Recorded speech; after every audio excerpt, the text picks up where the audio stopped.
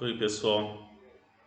Agora eu queria falar do processo desde o golpe da Dilma e como que foi importante, ainda que sem com muitos poucos recursos, isso foi uma falha do governo Lula, da Dilma, de não ter criado, não ter dado mais empoderamento para uma imprensa progressista, mas os blogs, né, e herdeiros do grande Paulo Henrique Amorim, eles, com todo o trabalho artesanal, humilde, conseguiram, estão conseguindo vencer o discurso da imprensa marrom, da imprensa golpista e colocá-la na lata do lixo da história.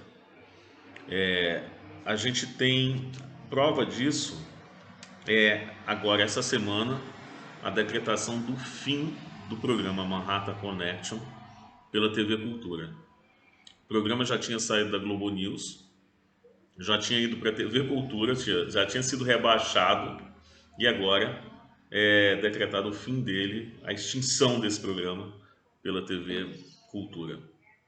Ou seja, um momento de alguma forma, das próprias elites de alinhamento ou de distanciamento do chamado bolsonarismo, do pensamento radical, do pensamento golpista e a decadência desses profissionais que se prestaram a essa condição.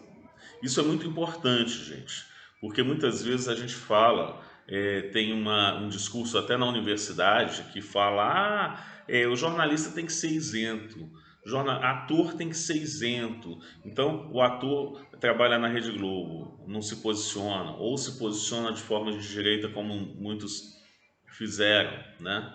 Ainda tem um capítulo para falar sobre essa questão de ser ator da Rede Globo. Mas o jornalista é isento, isento coisa nenhuma.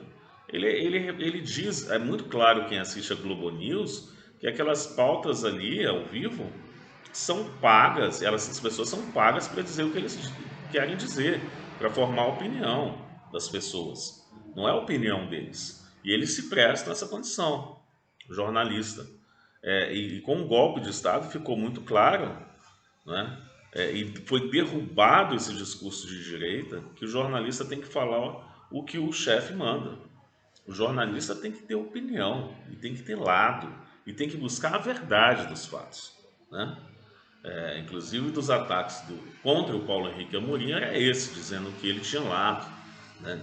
Ora, o jornalista tem que ter clareza e se posicionar, porque isso servia muito bem ao establishment, à elite, né, à dominação. E essas questões estão caindo por terra, graças ao movimento dos jornalistas progressistas com os humildes blogs que conseguiram e estão conseguindo vencer o discurso, né, vigente até então, e desmoralizar os jornalistas de nome e prestígio que eram os da Rede Globo. E a gente pode dizer eram, porque eles estão na lata de lixo da história. Alguns já caíram, outros estão caindo, né? Então vamos falar primeiro dos jornalistas do Manhattan Connection, com esse nome pomposo, né? Lá de Nova York, ali de Nova York, falando do que era chique para o Brasil. E era chique assistir o Manhattan Connection. Eu mesmo gostava de ver as tendências, as viagens do Pedro Andrade, modelo escolhido lá, tal por eles, para viajar o mundo, para falar as tendências da nobreza para o Brasil, né, para colonizar a elite brasileira. Era para isso que servia o Connection. E rir da cara dos políticos, né? Porque eles tratavam os políticos de esquerda com a liberdade de expressão que o Brasil promovia como seres abjetos, né? O preconceito todo desse Maynard, né? O estupim da queda dele foi ele xingar ao vivo o Cacai, né? O jurista Cacai. Ele não se conteve com a decadência que ele mesmo está participando, que ele está sendo, né, protagonista, e xingou o Cacai ao vivo e foi expulso. Daí o Pedro Andrade, muito amiguinho dele, seguiu, se afastou também, saiu fora do barco. E sobrou o Lucas Mendes, que chegou a ser um jornalista muito respeitoso, na Globo, muito respeitável, Caio Blinder e Ricardo Amorim. E esses três, então, um abraço dos afogados. Esperaram a extinção do programa numa decadência profissional vexatória para esses que eram os iluminados da elite brasileira, né? A gente tem esse Marco Antônio Villa, que foi também um cara fascista, dito historiador muito prestigiado pela Jovem Pan, que foi muito divulgado, muitas coisas, muitas opiniões dele que foram importantes para o processo do impeachment da Dilma, da prisão do Lula, e que agora tenta se afastar um pouco do Bolsonaro para ver se sobrevive, mas ficou muito marcado nesse período. A Jovem Pan inteira, que é uma empresa fascista, né, que tem esse Rodrigo Constantino, que já participou de muitos vexames, com opiniões fascistas, com opiniões machistas, equivocadas, né? Discípulo do Olavo de Carvalho, que a gente sabe quem é. A gente tem aí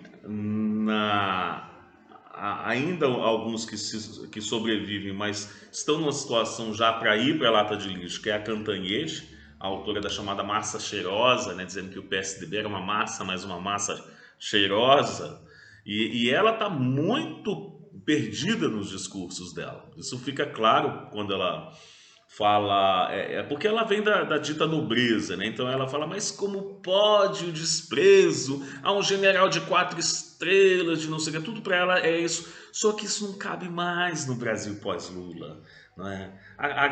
O povo brasileiro agora está percebendo o embuste que foram os golpes que essa elite deu neles, e a gente tem que reforçar para que essas pessoas sejam responsabilizadas por seu golpismo, com seu nome e sua história. Então é lata de lixo da história que cabe a eles.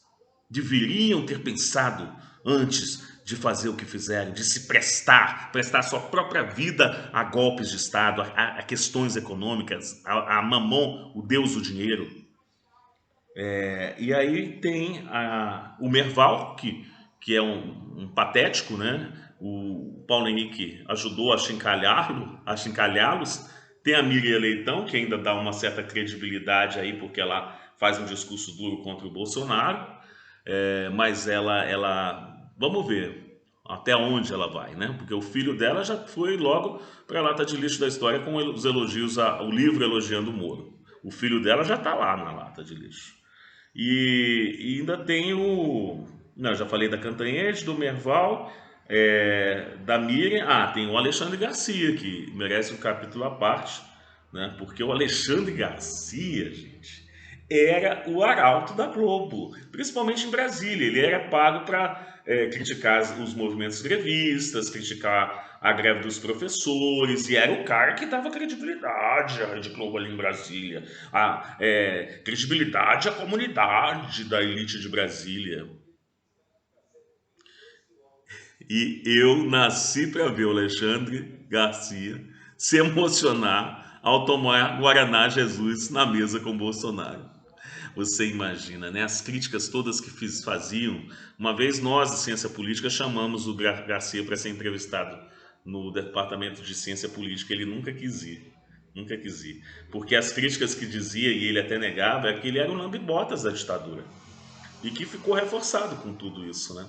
Foi demitido, gente, da CNN.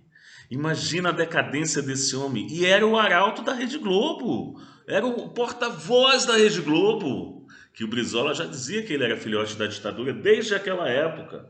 E a elite tentava ignorar isso, porque ele parecia bom moço, intelectual, todo ajeitado. Professor do Uniceub de comunicação. Esse homem. Para você ver, cuidado com os professores. Cuidado com os professores. Né? Tem que saber quem são os professores. Não é porque é professor que é uma pessoa que você tem que seguir as ideias, não. A gente tem que comparar. É perigoso, o professor dando aula errado durante esse golpe inteiro. Quem apoiou o golpe deu aula errado, no direito e na sala de aula. E aí você tem um tal de um Caio Coppola, que não sei nem se fez faculdade, quer dizer, que era um cara claramente pago para defender o bolsonarismo, foi demitido também da CNN, esse ele nem subiu da lata de lixo, ele já estava lá, foi só um peteleco que ele caiu lá. E aí você tem, então, a decadência dos nossos jornalistas, a decadência da credibilidade do discurso da Rede Globo. Agora, como falar, atocaiados pela direita e pela esquerda. Quer dizer, na verdade, eu acho que falta pouco, no sentido de uma estratégia política até que fosse juntar a esquerda e a direita para a gente se ver livre dessa televisão que tanto fez mal ao nosso país, que tanto apoiou golpes de Estado desde Getúlio Vargas. Né? Então é isso. Eu hoje queria falar da decadência da imprensa e comemorar a derrocada do Manhattan Connection. Vamos trazer programas do povo, populares, igual o Dercy Gonçalves, igual o nosso carnaval, igual o nosso futebol, né? Igual o povo preto e índio brasileiro, como o Darcy Ribeiro sempre quis. Obrigado.